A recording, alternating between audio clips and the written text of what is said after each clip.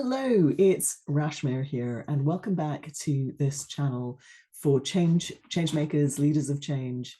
So in this video, I'm going to talk about this book, Go Givers, Sell More, by Bob Berg and John David Mann. Now, don't be put off by the word sell in the title, because even though this book is ostensibly written for salespeople, there's a lot of really good things in this book, and I believe it's a book that should be read by everybody, particularly change makers, because whether we like to believe it or not, if we're involved in leading change and creating change in the world, we are involved in selling in some way. And so there's lots of good stuff in this book for change makers.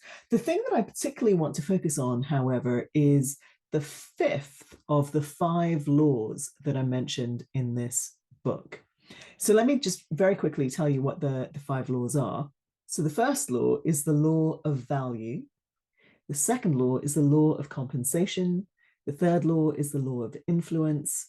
The fourth law is the law of authenticity. Now, I'm not going to spend any time on those. You can have a look at the book, Google it, look up the 5 laws. Where I do want to spend some time is the fifth law, the law of receptivity. It's funny because they use the word receptivity in this book, but I think of this as reciprocity. Either way, the law of receptivity or the law of reciprocity, it's the same basic idea. And so in a nutshell, the fifth law, the law of receptivity, is to give effectively, you must be open to receiving. To give effectively, you must be open to receiving.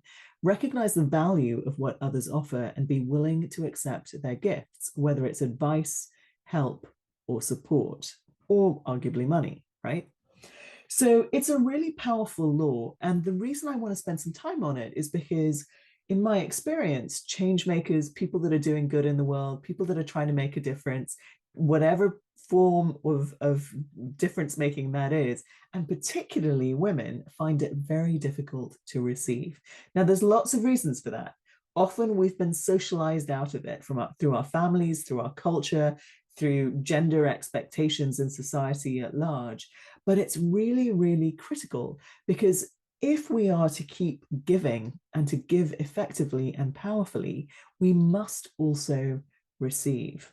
We must be in dynamic balance. And one of the analogies that they use in the book that I really like is simply that of humans and trees, or humans and plants, right? Plants breathe in carbon dioxide, breathe out oxygen. Humans breathe in oxygen and breathe out carbon dioxide. We live in dynamic balance with nature in multiple ways, but I think it's beautifully demonstrated with the circulation of oxygen and carbon dioxide.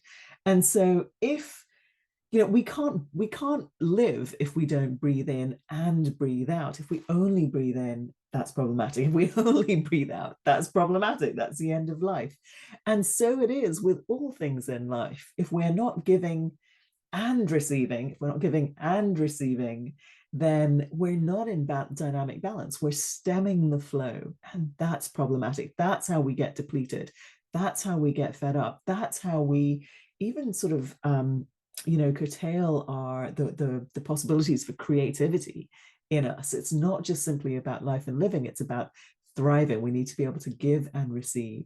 So it's a really powerful thing. And I recognize that it's not easy for a lot of us. I've had to work on the receiving side a lot over the years, and I don't think I'm done in my journey there. I think there's still further to go, but I can tell you that by having worked on it, it's made a massive difference. I do now feel in a much better place as far as being able to give and receive, and therefore my capacity to give, to make a difference, to add value is growing hugely. And yet my joy, my happiness, my thriving, if you like, is also growing. So I hope after watching this video, you'll just take a moment and reflect on, where are you out of balance? Are you over giving and under receiving? Are you receiving at all? Do you know how to receive? Or is it the opposite for you? Are you very good at taking in, receiving, but not giving?